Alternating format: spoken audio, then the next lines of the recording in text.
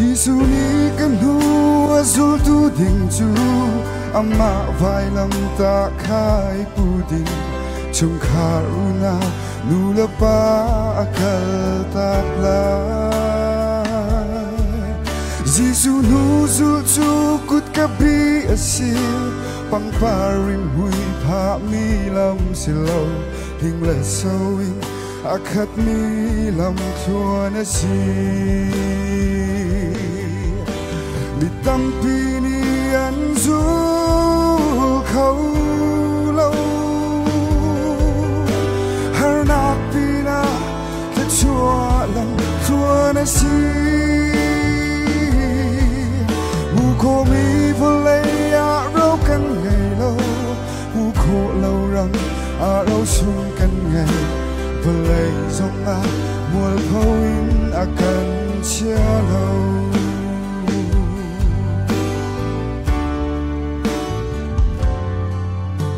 Thiang po zong ni hit hin a ching an kan dawi an kan ra zung za sim han se lo kan kek thai balo ati kan ni chu kut nom no nak puan kan si valaya hin nom tin phor kan si chu chu kut ka bilam zul nun chu asi mi tampi ni an zu khâu lâu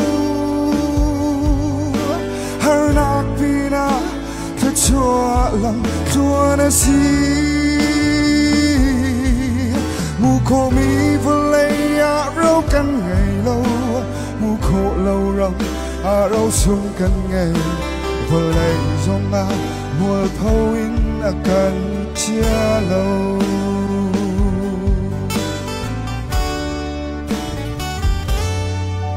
Lebanon tlangi sidar ting kung chu Tichiala ka fakin na dia Patian biakin do sak na cha man na si Neksak nak tile tuk for nak tichia Shang kau man se kan patian cha Ti tiang zum o tak sel cha si kau si mi tampi ni an zu khâu lâu har nak pina ta chua lam chuan asi mu ko mi volay a rau kan ngày lâu mu ko lâu răng a rau sung kan ngày volay zong a mual phâu in a kan chia lâu